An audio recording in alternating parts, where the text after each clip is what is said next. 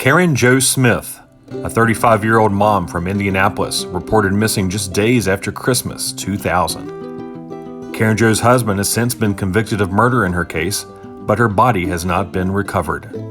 Not knowing where a loved one is excruciating for families of the missing. Karen Jo's family continues their search. Listen to Karen Jo's stepmom in her own words. She spoke at the Victims Hour at the Q Center for Missing Persons Conference.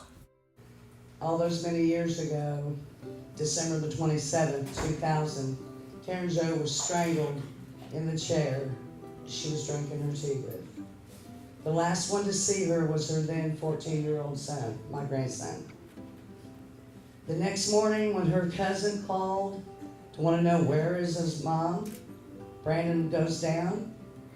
His mom's purse is there. Her coat's there, or her coat's not there. Her new shoes isn't there. But most importantly, she's not there. 4 children are upstairs sleeping from the ages of 5 to 14. No one knew where Karen was. Ed, her dad, and I were in Orlando at Disney, and back then cell phones didn't work real well, so we had turned them off and didn't need to bother with that. We got back home December the 29th, tired, drove, didn't turn our phones on. Our message machine, answer machine was flashing. We were tired, we were going to bed. I'm going to bed. I got up the next morning and Ed was still in the chair he was sitting in.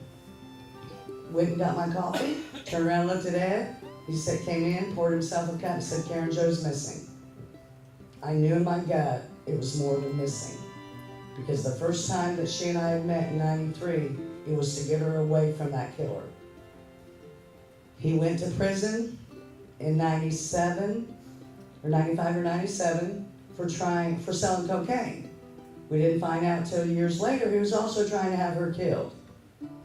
And transpired with the cocaine with an undercover sheriff's deputy in Marion County. At the same time, the Indianapolis Police Department was getting him for cocaine, and they weren't talking to each other. So when he got released from prison in October of 2000, Karen Jo, thinking, keep your friends close, your enemies closer, she picked him up, and she took him back. She had been talking to a psychic for months, and he was telling her that the killer, which I choose to not say his name, was going to kill Brandon, her son. So by the time Ed and I got our crap together, I had never turned on the computer unless just to play solitaire. I hit the basement in the office, I'm on the computer. I tell him, you need to go to Indy now. And he's still frozen in the chair.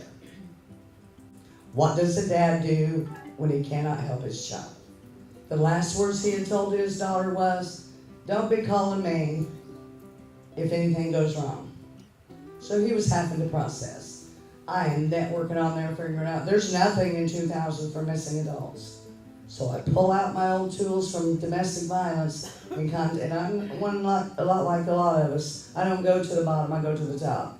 I call the National Coalition Against Domestic Violence, Dr. Laura. She gets me back with a new one from Indianapolis. There's still nothing for missing persons. The detective who had got there that night, that morning, has signed herself to the case. Had pulled out, we found out already, helicopters. It had snowed about 5 feet. There was evidence of something or someone being dragged out the back door. Steve, the killer, had nailed that door shut, but all of a sudden the nails were out. There was one sock on the bottom of that door jamb. The search began, as many of us know. Her Uncle Jack's garage became our command center. Now there's 50 family members in this family, immediate. As Halcom, the killer, I'm gonna say it, used to tell her, your family ain't nothing but a bunch of dumb hillbillies. Well, those hillbillies rocked it. Because we had more sources. We had people to contact, the dentist. We didn't have anything. We just knew we need some records. We need something. DNA wasn't even heard of in 2000. I mean, it was heard of, but not being used. So again, we put on our long johns everything. We were going blind. We started at the house. By day 4, Dawn Saffel and her dogs, some of you from Q know her, they were the first dogs on the scene. They tracked her just enough to where the car had went away. The search continued. I'm on my knees praying. I can't do another week. Can't do another year. That was almost 19 years ago. Fast forward, we're doing everything we can do. Doors open that families can open and police can't. We're not an extension of the law. They're building a case. We're searching for Karen Joe. We found a way to get his cell phone bill, not the records, because in 2000, because her dad owned a trucking company and her other families drove a truck. Mapped him to 3 hours because he was gone. He was on probation. He climbed over a fence 3 weeks later to turn himself in for violation of parole.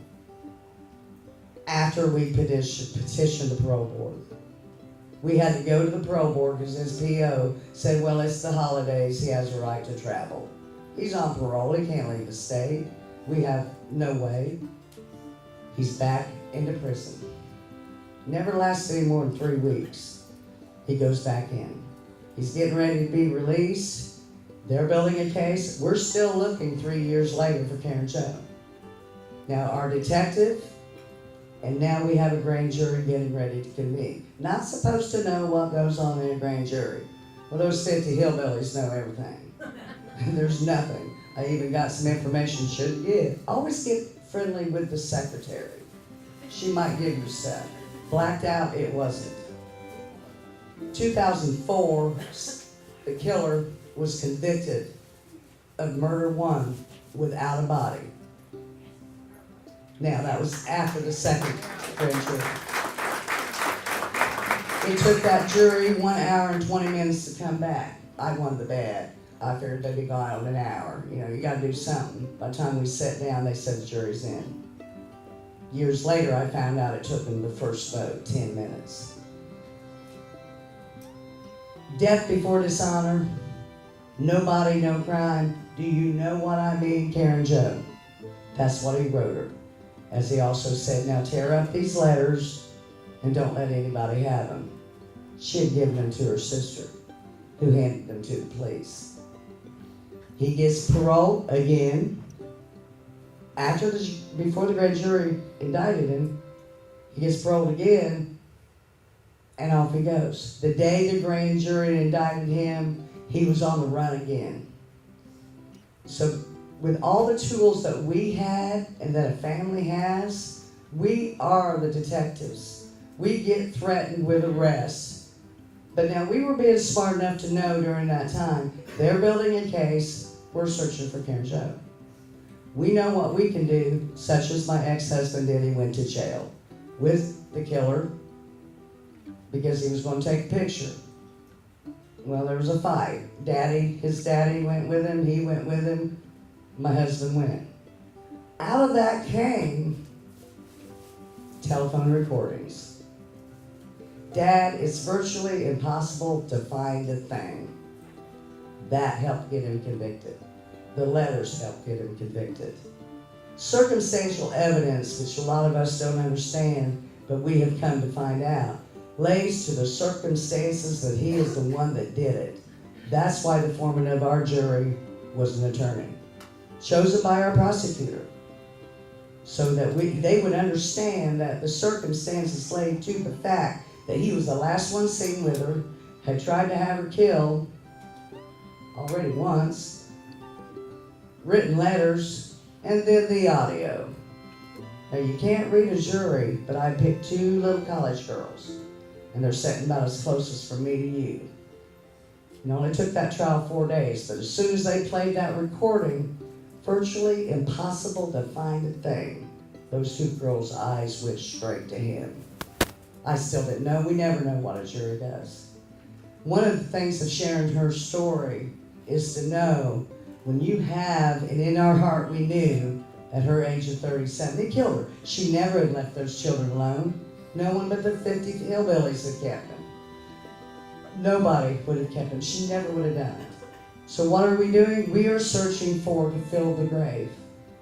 There's a headstone with her mom, her 17-year-old daughter. My granddaughter got died. We don't know what from, other than her sperm donors, we call them, had killed her mommy. I laid to promise to that 8-year-old at that time I would not stop till I found her mother. I'm still not stopping. My ex-husband and I got a divorce because it happens. We become a statistic. In November this past year, he passed away with a heart attack, was dead before he hit the floor. 64 years old. For some reason, he didn't want certain people involved in this search. I think I was on the phone about 2 days after that, getting hold of Monica. Because I knew from history that Q Center does not give up, and she has other work to do and communication and so on and so forth. He went down there in Kentucky or up there, and we pretty well know the area. And most of the time when the killer's talking and their lips are moving, they're lying. He wants something out of it. He wants moved. He wants closer to his mommy and daddy. I'd love to be able to look at him and say, after we find her, we lie. But I won't, because that's not good karma for me. Big thing of it is, we as a family appointed people, certain people, to do certain things. You don't have 50 people calling the detective. We had 4 of us. Each one of us have a binder about that thick.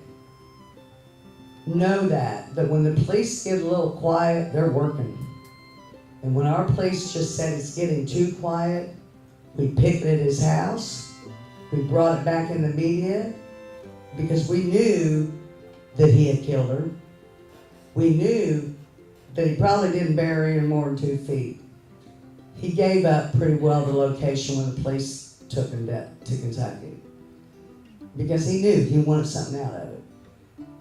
But each time that you're searching and they aren't calling you, they're working on it. And a grand jury, that's a fishing expedition.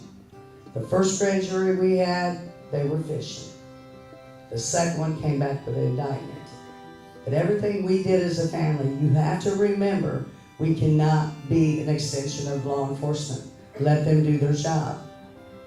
But at the same token, you can hand that cell phone bill, because we came up with it with our own, and let them track them. I see many familiar faces in here and many new ones. This is my first time here.